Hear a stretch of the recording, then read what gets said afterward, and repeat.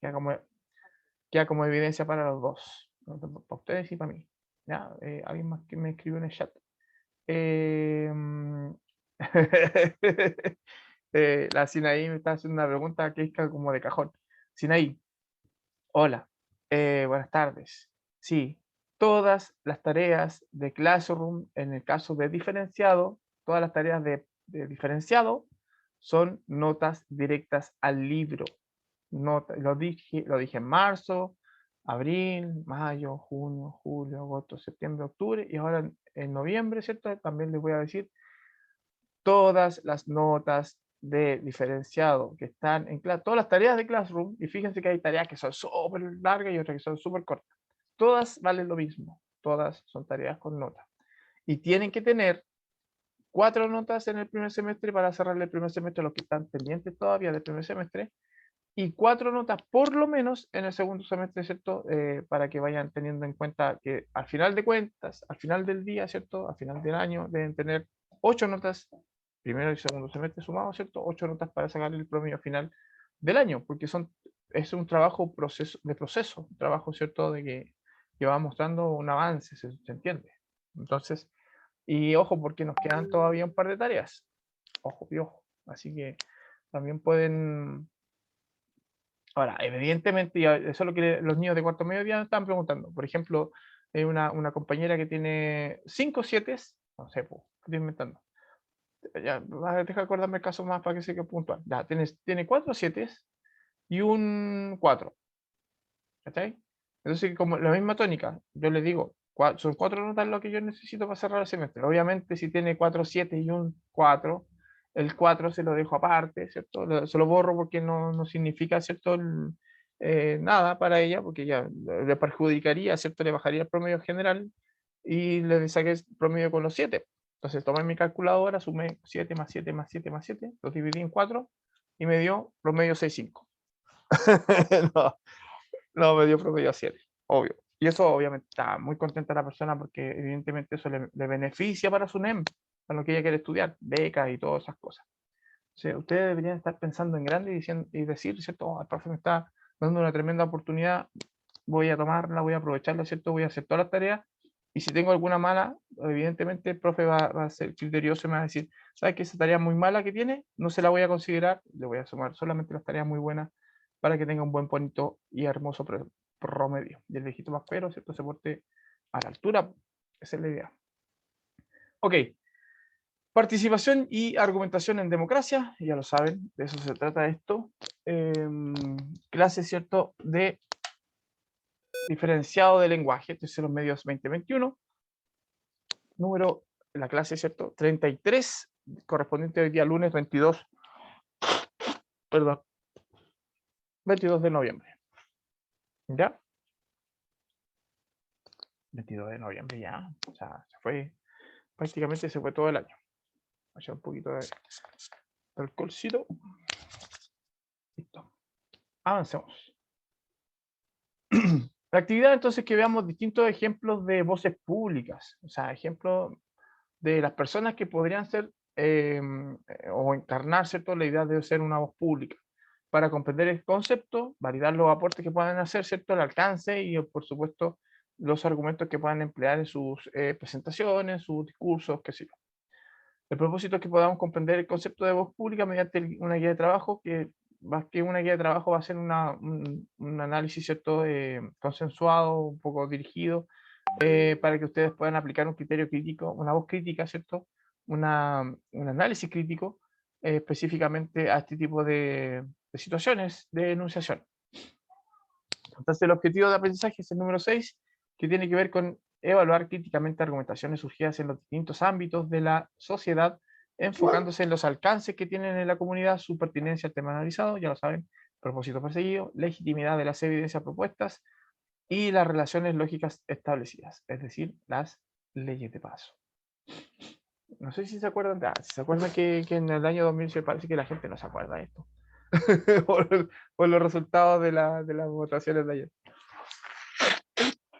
Que hubo como una suerte como de Chile despertó y una suerte de estallido social en donde no solamente hubieron actos vandálicos, que hay gente que cree que solamente sucedieron actos vandálicos, pero sí ocurrieron actos vandálicos, ¿cierto? También hubo una manifestación popular, un clamor popular, ¿cierto? Exigiendo cambios sociales, una reestructuración de la política a nivel nacional, y eso contrae la idea, ¿cierto?, de que también hayan cambios en la forma de hacer política, ¿cierto? Y de hacer un poco más justo el cuento, más dignidad y todas esas cosas que la gente reclamaba. Pero, evidentemente, ¿cierto? Aquí se empezó a polarizar un poco la situación. ¿Para qué estamos con cosas? Se empezó a polarizar y hubo bandos, ¿cierto? De A y B, sobre todo estamos hablando del contexto del estallido social. Piensen, los primeros días, acuérdense un poco ustedes, ya estaban grandes.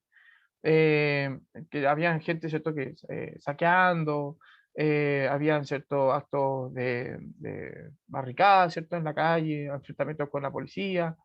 eh, Quema de algunos edificios emblemáticos, aquí, ¿cierto? Justamente que están quemando de fondo, la parte de aquí de arriba, ¿cierto? La iglesia, la capilla de Carabineros que está ahí en la calle, ay, no me acuerdo la calle, pero la calle donde está Carabineros, ¿cierto? Al ladito de Plaza Italia. Gente protestando de manera pacífica, ¿cierto? Saliendo a las calles, mostrando su indignación con respecto a, a cómo se estaban haciendo las cosas de manera estatal, no solamente por Piñera, ¿cierto? Hablando de una crisis como arrastrada. Frente a eso, Don Francisco, no sé si lo conocen, Mario Kreuzberger, ¿cierto? El animador de televisión, fue invitado en ese contexto, en esas fechas, creo que fue como 2 días o 3 días después del famoso estallido social, que fue el 18 de septiembre, el 18 de octubre. Don Francisco entonces dice, este texto lamenta la crisis en Chile, invitado, ¿cierto?, a reflexionar sobre la importancia que tiene la visión, su visión y su argumento sobre la crisis social de Chile, y se le hicieron algunas preguntas como, por ejemplo, eso es lo que vamos a hacer, si su opinión tiene peso, y si nuestra opinión, a propósito de lo que vivimos ayer como acto democrático, ¿cierto?, nuestra opinión pesa tanto como la de él, qué diferencia puede existir, ¿cierto?, en nuestras voces, porque de alguna manera nuestra voz se torna pública cuando nosotros decantamos a través de un voto de lo que nosotros pensamos, por ejemplo. Y ahí todos somos iguales. El voto, ¿cierto?, del ministro, del presidente, del comunicador, como Mario Kreuzberger, el voto de la señora Juanita, como hacen los políticos, la señora Juanita, de usted, de yo, ¿cierto?, de quien sea. Todos los votos son valen lo mismo. Todos valen, ¿cierto?, una opinión con respecto a un hecho en particular, que es el hecho de los candidatos y su campaña. Entonces, aparentemente todos tenemos el mismo peso, pero en ese sentido, pero cuando se opina y se tiene el prestigio, ¿cierto? O se tiene el currículum, podríamos decir, de don Francisco en particular, eh, ¿tenemos el mismo peso? Ojo con esta pregunta que dice, ¿a qué institución y segmento político podría estar? Porque es difícil clasificar a don Francisco como un actor político. ¿Es un actor político? ¿A qué partido podría pertenecer? ¿A qué sector político? Ya, a lo mejor no partido es más difícil, pero es de derecha, es de izquierda, es de centro, es neutral. ¿Se imaginan ustedes qué partido político puede ser o pertenecer don Francisco? ¿Se puede clasificar? Hay una foto antigua obviamente, porque todos los comunicadores en el entorno, ¿cierto?, de la dictadura militar tuvieron, o el gobierno militar, como ustedes quieren verlo, tuvieron, ¿cierto?, de alguna manera visitas de algunas personalidades. De hecho, cuando hacía el Teletón, en el Festival de Viña, ¿cierto?, iban las autoridades militares de ese entonces. Entonces, por fuerza, digamos, en algún momento Mario Kreuzberger se cruzó con Augusto Pinochet y hay una foto de ahí. Entonces la gente dice, oh, pero es pinochetista, porque sacó una foto con Pinochet. O sea, pero más allá de eso, nosotros por lo que hemos visto, él también se sacó foto con Bachelet, se ha sacado fotos, ¿cierto?, con Piñera, se ha sacado fotos, ¿cierto?, con Frei, con Lago, ha entrevistado a distintas personalidades del mundo político eh, por su trabajo social. Él está muy empapado, ¿cierto?, de lo que les cuesta a las personas de clase media baja acceder, por ejemplo, a los tratamientos a propósito de la Teletón, tratamientos para la rehabilitación, ¿cierto?, de personas con discapacidad, sabemos eso. Entonces, ¿qué creen ustedes? ¿Qué partido político podría pertenecer don Francisco? ¿Es difícil de clasificar o no? Alguien que meta la cuchara mientras yo paro un poco la alergia. ¿No? ¿Nadie? ¿Nadie? ¿En el chat? ¿Tampoco? Jueguensela, pues chiquillos. O sea, díganme algún partido político al que pueda pertenecer don Francisco. O sector político, izquierda, derecha. De derecha yo lo veo más conservador, profe. ¿Es más conservador? Ya, perfecto. Sí, puede ser. Él es descendiente judío, ¿ah? Por si acaso. Kreuzberger, ¿cierto? Es un apellido de hecho, sí, es Chile, vamos. Dicen los compañeros. Ya, puede ser, sí, puede ser, puede ser. Pero es como una derecha más social, es como más consciente, ¿cierto? De lo que significa también, o sea, sabe de que existe pobreza, pues no es como el ministro Mañalich que no tenía idea, ¿cierto? Que existían consultorios y que los consultorios no tienen insumos y que había gente pobre viviendo hacinada, ¿cierto? En las poblaciones como el Castillo o Bajos de Mena o La Legua o qué sé yo. O los campamentos, derechamente, pues. Bueno, en este caso es como una persona, puede ser de derecha, como dicen ustedes, ¿cierto? Pero un poco con un tono un poco más de conciencia, si se quiere ver. Voy a ponerle pausa al video. Este video yo lo saqué de Chile Política, pero el video debería, bueno, Chile Política es un canal de YouTube, ¿cierto? Que está dedicado a revisar acontecimientos políticos en general. Tiene 99.000 suscriptores, no es muy grande, pero un canal piola, y que lo que hace básicamente es como recoger algunos videos, algunas intervenciones y hace como un poco alarde de eso, ¿ya? Este video sí está contenido, está completo, ¿cierto? El programa completo está disponible, ¿cierto? En la plataforma de Canal 13, de 13, ¿cierto? Canal 13, es 13, 13C o algo así. 13.cl, ahí está. 13.cl. Y ahí está, ¿cierto? Pueden buscarlo por la fecha, pueden encontrar el video, ¿cierto? Del programa completito, o sea, son como 3 horas de programa, ¿ya? Si quieren verlo y ver la intervención de don Francisco completa. Pero nosotros vamos a ver un extracto nada más, un fragmento de su opinión. Voy a pausar. Esto fue, no sé si 2 días o 3 días después, porque él está hablando de 48 horas en Haití, ¿cierto? Pero más o menos en el mismo tiempo, el mismo lapso de tiempo, por eso hace la comparación, hace la similitud, ¿cierto? De que la desorientación de las personas, esa idea de no saber para dónde va la cosa, qué va a suceder, son incertidumbres, ¿cierto? Sobre todo fue un miedo como bien instaurado en las personas que tenían mucho poder, o mucho poder económico, o mucho poder mediático, de ser funado, de ser como un poco, ¿cierto?, también bajado de esa realidad. Me acuerdo de las declaraciones de la primera dama, de Cecilia Morel, a propósito que decía que le decía a una amiga, ¿cierto?, por teléfono y se filtró el audio de esa conversación, o el chat, era por WhatsApp, bueno, no me importa. El tema es que decía que estaban siendo invadidos, que le iban a quitar sus privilegios. O sea, hay como un miedo un poco instaurado. Y fíjense que también es bien previsor también lo que hace Mario Kreuzberger a propósito de decir que va a haber un acuerdo. Estamos hablando de hace 2 años atrás. Que va a haber un acuerdo, que la gente va a tener va a buscar un punto de consenso, pero que ese punto de consenso no va a ser, no va a dejar contentos a todos, pero, o sea, no en 100%, por supuesto, pero va a ser un punto de acuerdo que nos va a permitir dialogar a partir de ahí. Y creo que se estaba refiriendo, sin saberlo él, a la nueva constitución, que es el único punto de acuerdo en el que encontramos. Y fíjense que también dice algo con respecto al cómo cómo se iba a desencadenar las cosas, pues. Hablaba él de una polaridad, y fíjense que las votaciones de ayer, solamente en los resultados de los resultados de los senadores, que quedó casi Miti Mota. Si contamos, ¿cierto?, los senadores que salieron por el partido de Parisi, quedó como Miti Mota la cosa, ¿cierto? Eh,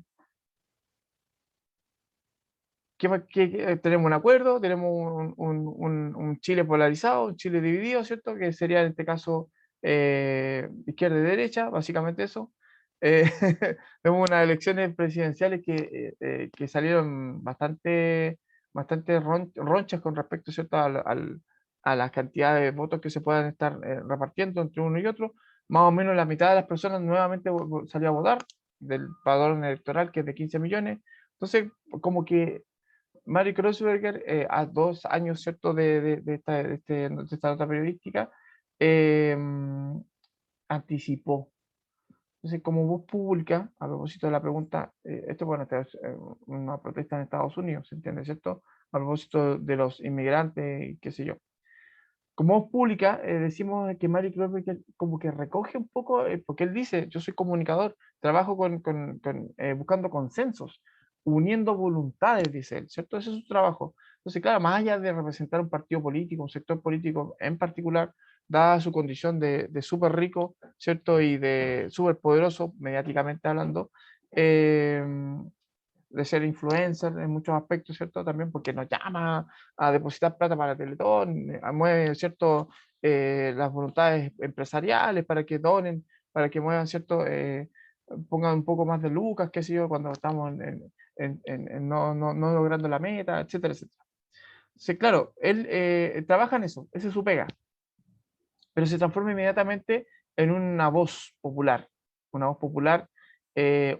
que recoge, ¿cierto? También el sentir del pueblo, podemos decir. Él dice también, se ofrece, no sé si sabe, si tiene las competencias para poder ser una suerte de mediador, no lo hizo, de alguna manera, ¿cierto? Igual participó en algunos programas y presentó, ¿cierto? Su visión de lo que estaba sucediendo en nuestro país y más o menos presentó una idea de lo que podría ser una solución, de los acuerdos a los que podíamos llegar para poder justamente encontrar esa solución.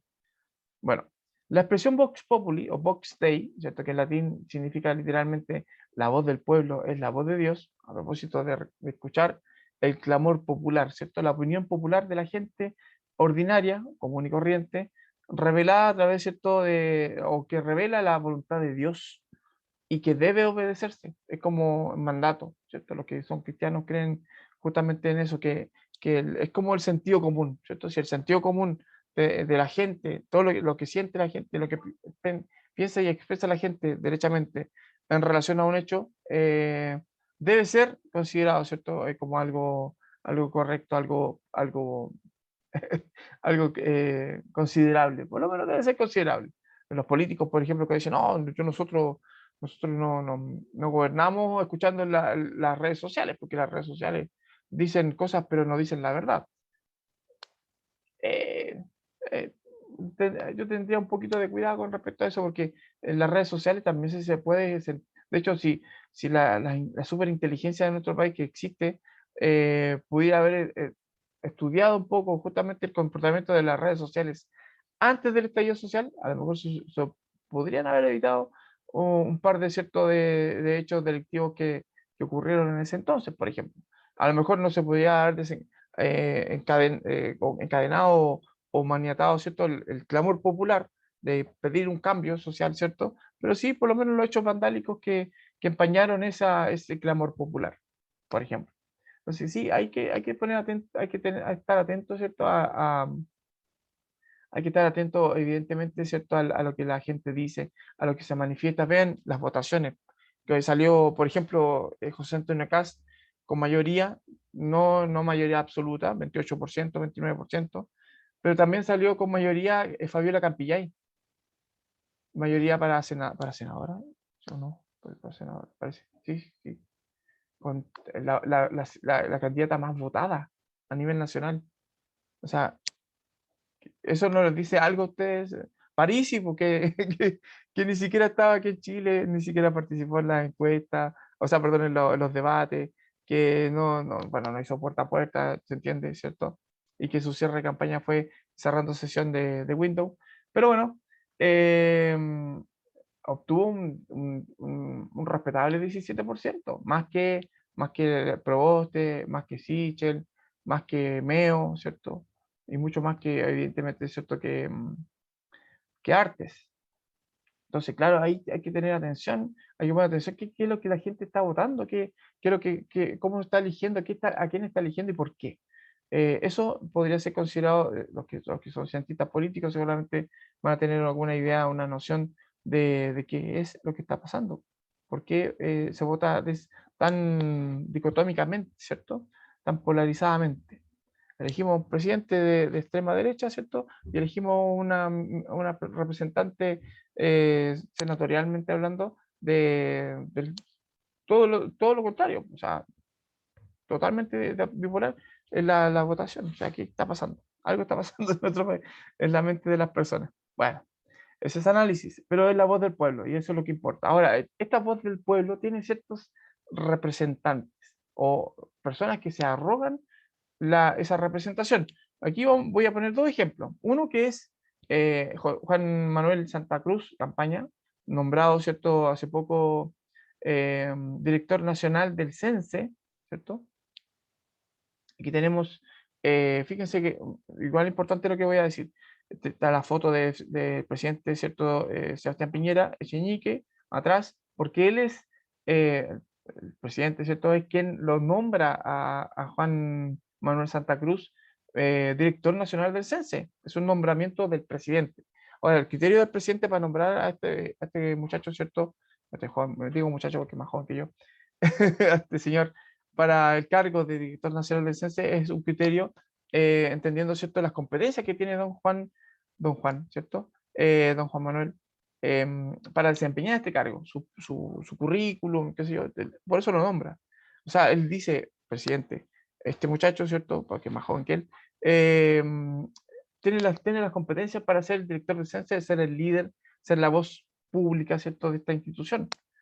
Aquí la voz pública, ¿cierto?, hablándole, ¿sí es cierto?, al Servicio Nacional de Capacitación del Empleo, una cosa así. Bueno, la idea es que del CENSE que es darle herramientas a los trabajadores preferentemente para desarrollar competencias que sean más y que pongan cierto más énfasis en la producción, en la mejorar cierto las prácticas laborales y qué sé yo, cómo capacitar a los trabajadores en general, ¿cierto? Entonces, por ejemplo, nosotros, profe, vamos a hacer una capacitación, nos fijamos que tenga código CENSE, porque eso significa, ¿cierto?, que va a ser reconocida esa capacitación salarialmente, o sea, nos van a pagar después un poquito más porque somos más técnicos o más especializados, ¿cierto?, en un aspecto, está reconocido por el gobierno. Entonces, don Juan Manuel representa justamente esta importante oficina, digamos, porque tiene que ver también con el progreso del país, o sea, el desarrollo económico del país no está medido específicamente por la cantidad de cuestiones que vendamos, sino también por la fuerza laboral que nosotros tengamos en nuestro país, o sea, cómo funcionan las instituciones, cómo funciona la educación, en el caso de nosotros los profes, ¿cierto?, etcétera, etcétera. Es súper importante la oficina. Y que lo haya nombrado el presidente Piñera quiere decir que este muchacho don Juan Manuel tiene las competencias para poder estar ahí a la cabeza tiene méritos, para estar a la cabeza, ¿cierto?, de esta importante oficina a nivel nacional, ¿ya? Entonces podemos decir que es una voz pública elegida por el presidente. Son representantes del gobierno, ¿cierto?, frente a la necesidad de formar a las personas o capacitar a las personas, ¿cierto?, laboralmente. Interesante la visión porque, claro, el presidente tiene que tomar la temperatura, entre comillas, ¿cierto?, a cómo están funcionando las distintas aristas, ¿cierto?, a las distintas caras del Estado, específicamente los ministerios, cuando, por ejemplo, se nombró a una ministra creo que hubo polémica, ¿cierto?, cuando se nombró la ministra del Ministerio de la Mujer y habían como unas cosas unas declaraciones que había hecho ella, unas participaciones políticas en su pasado, ¿cierto?, que podían haber sido consideradas como no muy propicias. Cuando se nombró, por ejemplo, el ministro de Salud, que reemplazó a Mañalich, se eligió, ¿cierto?, no solamente a una persona competente, sino también comunicativamente disponible, ¿cierto?, para poder ponerle paño frío a las situaciones que estamos viviendo, particularmente la pandemia, por ejemplo. Entonces, hay nombramientos que son bien conflictivos, claro, pero también entendiendo la necesidad que tienen las distintas instituciones que puedan ser representadas o que pudieran representar al gobierno. Es súper importante en ese sentido, claro, que reconozcamos que esas personas que están a la cabeza de estos ministerios, oficinas, direcciones, ¿cierto?, de servicios en particular, son también, a su vez, voces públicas que representan a las personas, ¿se entiende? Entonces, don Juan Manuel debe conocer un poco las necesidades de las personas, por eso se dirige en primera instancia, ¿cierto?, a los de las regiones.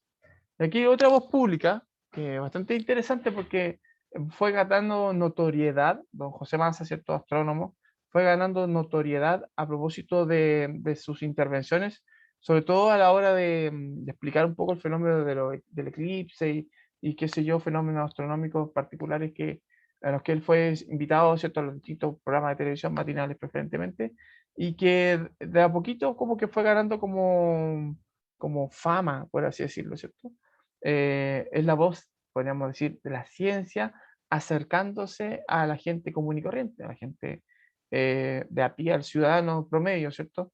Que no tiene estos conocimientos científicos que necesariamente él dice y los llama, ¿cierto?, a que los posean. Aquí volvemos a